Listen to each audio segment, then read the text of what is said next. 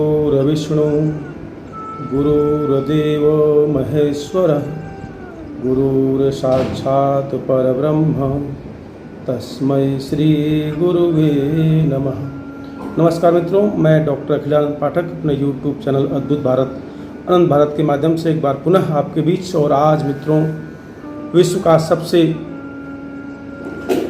अनुपम भावनाओं से जुड़ा हुआ उत्सव त्यौहार गुरु पूर्णिमा, आषाढ़ शुक्ल पूर्णिमा जिसे गुरु पूर्णिमा व्यास पूर्णिमा के नाम से हम मनाते हैं। मित्रों, आज वेद व्यास जी का जन्म हुआ था और उनके जन्म के उपलक्ष्य में ही यह गुरु पूर्णिमा मनाई जाती है।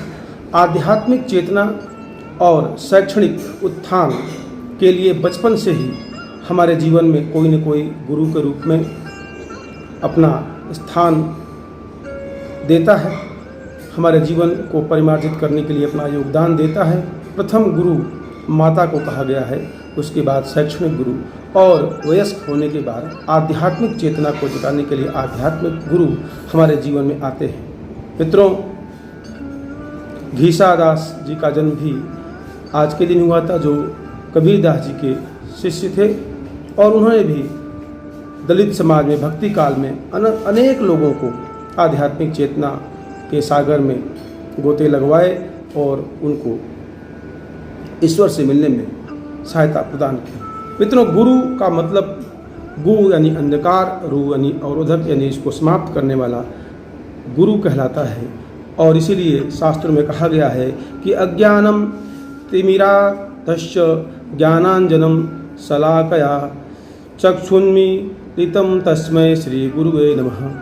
तो गुरु पूर्णिमा व्यास पूर्णिमा वर्षा ऋतु का प्रारंभ और 4 मास तक बारिश होती है, न गर्मी और न सर्दी। इसलिए परिव्राजक, संत, महात्मा, साधक अपना शांति से बैठ कर के 4 मास तक साधना करते हैं। कोई ऐसा व्यक्ति संसार में नहीं है जिसका कोई न कोई किसी न किसी रूप में गुरु न रहा हो।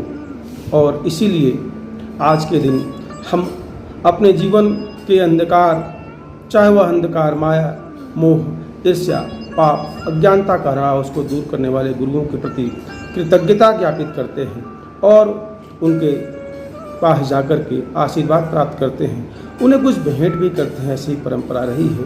इसलिए आज के दिन हम सभी अपने गुरुओं के प्रति कृतज्ञता का भाव रखते ही हैं, क्योंकि बिना गुरु के हमें ज्ञान प्राप्त नहीं होता। गुरु गोविंद दो खड़े काके लागू पाँव, बलिहारी गुरु आपने गोविंद दियो बताओ। इसी प्रकार से कबीरदास ने कहा है कि सतगुरु की महिमा अनंत, अनंत किया उपकार, लोचन अनंत उघाड़ियाँ अनंत दिखावन हाथ। क्योंकि अगर गुरु ने बताया नहीं होता तो हमारी जो ज्ञान चक्षु है वह जागृत नहीं होती, और जो अनंत दिखाने वाला अनंत जो संसार है, जो सृष्टि है, उसको हम देख नहीं पाते। क्योंकि जो यह हमारी शारीरिक की जो चक्षु है वह उसकी दृष्टि बहुत छोटी है, लेकिन ज्ञान चक्षु है उसकी जो दृष्टि है बहुत व्यापक है।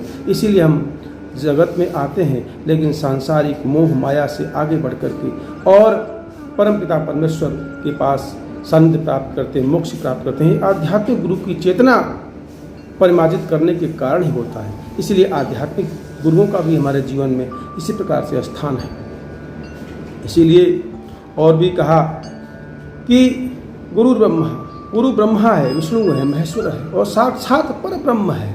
क्योंकि शब्द पर ब्रह्म है और शब्द का ज्ञान देने वाला गुरु है।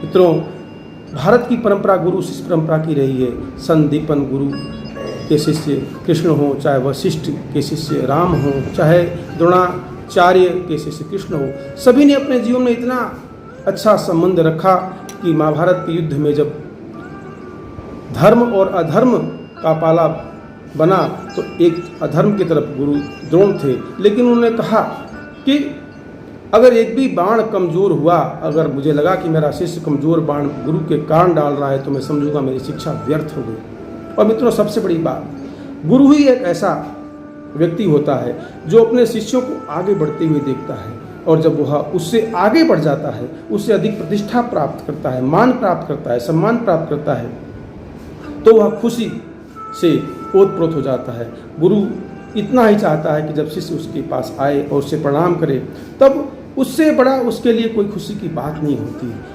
आज भी ऐसे अखबारों के द्वारा, मीडिया के द्वारा हम देखते रहते हैं कि ऐसे शिष्य होते हैं जो अपने गुरु की कृतज्ञता ज्ञापित करने के लिए पद प्रतिष्ठा प्राप्त करने के बाद उनके घर आते हैं। ऐसे बहुत सारे उदाहरण हैं। तो कहने का अभिप्राय यह कि ईर्ष्या, जलन, माया, मोह ये सब मानवीय प्रकृति के रूप हैं। भाई बहन, माता पिता सभी ईर्ष्या कर सकते हैं, परंतु गुरु ही एक ऐसा होता है जो कभी ईर्ष्या नहीं करता, हमेशा चाहता है कि शिष्य उससे आगे बढ़े। तो इस प्रकार से गुरु की महिमा को याद करते हुए बचपन से हमारे भी, मैं गांव में पढ़ा, हमारे गुरुओं को आज भी उनकी प्रतिमा हमारे सामने प्रकट हो रही है। और अभी तक की गुरु जो होता है वह कोई भी हो सकता है। गुरु प्रकृति भी है, गुरु पशु भी हो सकता है, गुरु पक्षी भी हो सकता है, गुरु व्यक्ति भी हो सकता है, गुरु छोटा भी हो सकता है, गुरु बड़ा भी हो सकता है। गुरु का कोई रूप नहीं होता। गुरु तो अनंत है, अपार है, अकथ है, अज्ञ जो है अनंत है। इसलिए गुरु की महिमा अपरंपार है। इसलिए अपने गुरुओं को याद करें और जीवन में ध्यान रखें, कभी गुरु का अपमान नहीं करें और गुरु के प्रति किए गए उपकार के प्रति हमेशा कृतज्ञता ज्ञापित करते रहें। तो पुनः एक बार गुरु पूर्णिमा पर सभी हमारे गुरुओं को बहुत बहुत कोटि कोटि नमस्कार और सभी शिष्यों को बहुत बहुत शुभ आशीर्वाद, शुभकामनाएं। आप आगे बढ़ें और जीवन के किसी मोड़ पर मिलें तो हंसी उल्लास के साथ, प्रतिष्ठा के साथ हम भी कह सकें कि हमारे भी कोई शिष्य हैं और आगे बढ़ते रहें। इन्हीं शुभकामनाओं के साथ पुनः एक बार गुरु पूर्णिमा पर बहुत बहुत सबको धन्यवाद और शुभकामनाएं व्यक्त करते हुए तस्मै श्री गुरुवे नमः। ओम गुरुवाय नमः।